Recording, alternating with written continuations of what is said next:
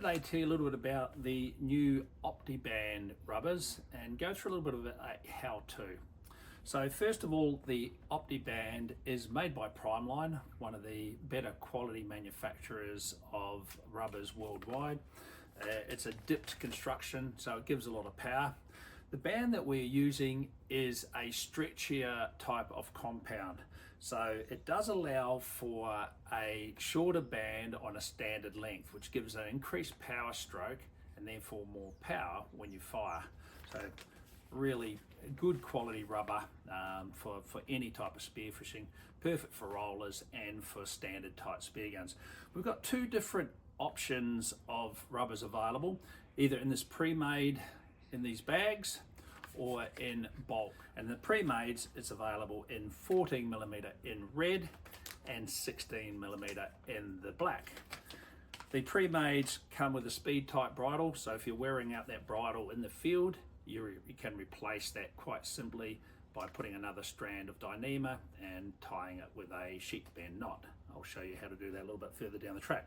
As far as the packaging, very similar to your coffee bag type packaging. It's a tin foil type material. The design of that is to make it airtight, stop the rubber from deteriorating when it's not in use. I always also store it in the fridge. The big killers of rubber, deterioration of rubber, is your heat and your light and the ozone. So if you can minimize that, you're going to get a really long life out of your rubbers. The packaging details the thickness of the rubber. It also details what length we recommend. In this case, it's a 72cm rubber in length, and that suits a 1200 gun. If you were using two rubbers, we'd go down to a 1.1 or 1100 barrel. We also at the back have got a power guide, and the power guide makes it nice and easy for the person to determine what's going to suit them from their experience. Easy load is really for the beginners or somebody that struggles to load a spear gun. Standard is for your average spearo out there, and somebody that's more experienced or wanting the absolute in power, they would choose the high power option. Be a little bit careful when you're choosing the high power option because it is easy to overpower the gun. You fire, it's overpowered, and as a result of the recoil, you miss. So what we'll do now is we'll get into a little bit of a how-to, and what we're going to do is we are going to replace the rubber on this redback spear gun with a new rubber, and this has got the bridle design where you can actually put a looped rubber on it very easily with a little bit of technique. And then we'll also replace the rubber on this new Huntsman spear gun, which is from Ocean Hunter. You'll notice this one has got your two holes in the muzzle, but you can't speed replace it, so it does make it easier with the speed type bridle to replace it. So we'll do that as well, just to show you how simple that is. So as your spear gun starts to get used a lot and you're out there diving on a regular basis, or you've just had it in prolonged storage and your rubber hasn't been looked after, it's been in the heat, they start to wear, and you'll see that they start to get this sort of crazing on the actual rubber. That's a sign that the rubber is starting to deteriorate. Once it starts to get to that real crazing stage or sticky stage in the rubber, it needs to be replaced. It's going to snap. You're going to be out there on a really fishy day getting really good results, and your rubber's going to snap, and it's going to really impact on your day out in the water. So it's a good idea to keep regular maintenance of your spear gun. Other things that I always keep an eye on is the monofilament, making sure that there's no nicks in it. You would do the same with the Dyneema and just replace it regularly as required. You can either do that at your local quality spearfishing store because they're very experienced with it, or you can learn to do it yourself, and I'm sure your local store will be happy to show you some of that technique. The other thing that you keep an eye on is the gun bungee, and this one's been sitting in my shed for quite a while in the heat, and you'll see, look at that, it just snapped.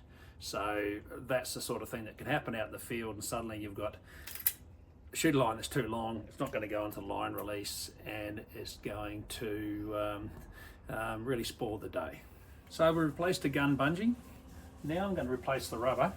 What I generally do is use a bit of silicone spray just on the muzzle itself. And I'll put a bit of spray on the actual rubber that you're loading on, just to stop it from possibly binding on any of the sort of edges.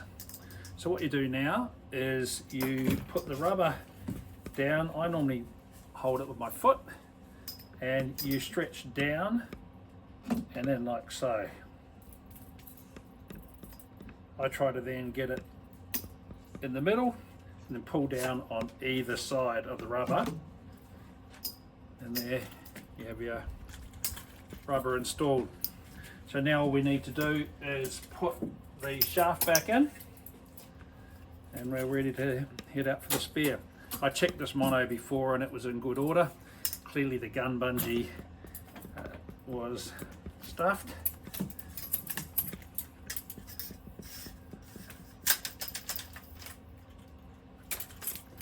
So you put this loop back on your mono.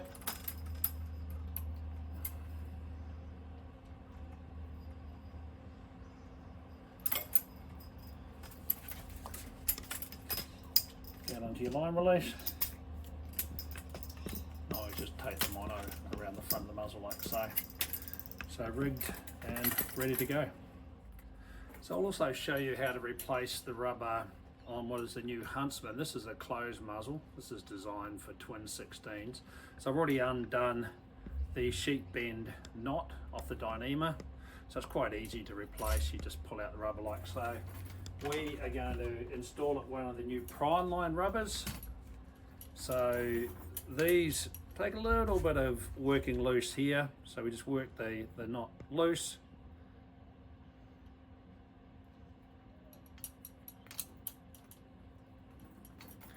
Place that back into the muzzle eye. Now you don't have to make these centered or anything like the other one, but we do need to do the sheet bend knot. So sheet bend, loop nice and large, so up it goes like so, around and under the loop, and then back on top of the loop. So like so.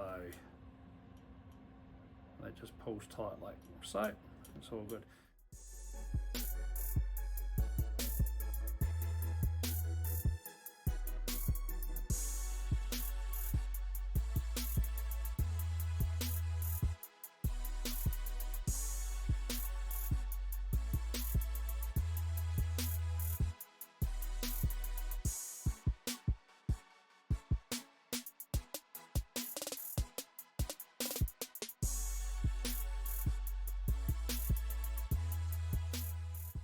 Because these are dissimilar in their dyneema, the loop and the actual bridle cord, it doesn't tend to slip, but I find that if it's the same material, it does slip quite easy.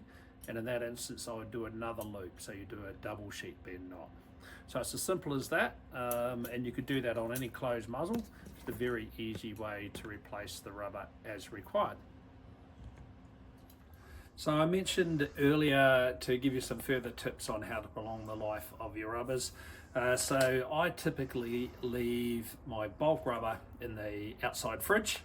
I tend to find that you don't get a lot of oxygen in there. It's a sealed environment, doesn't get a lot of light either, unless I'm going in to grab a beer.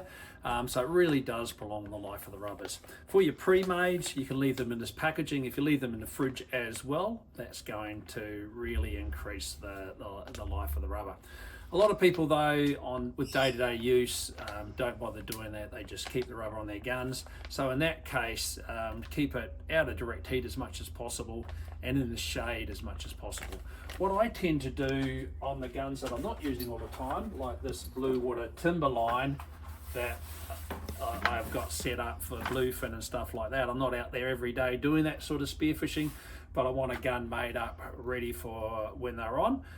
So I use in this case, the Rob Allen gun sleeve. I tend to find it just stops a lot of oxygen and light getting on the rubbers. It does really prolong the life of it. So it's definitely worth an option. Also protects the gun when it's in the boat from all those knocks and stuff as well, which you want with a high-end gun like this.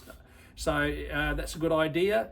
So that's it really on the how-to on the new Ocean Hunter Optiband rubbers. Hope you liked the video, and we'll do some more of these down the track.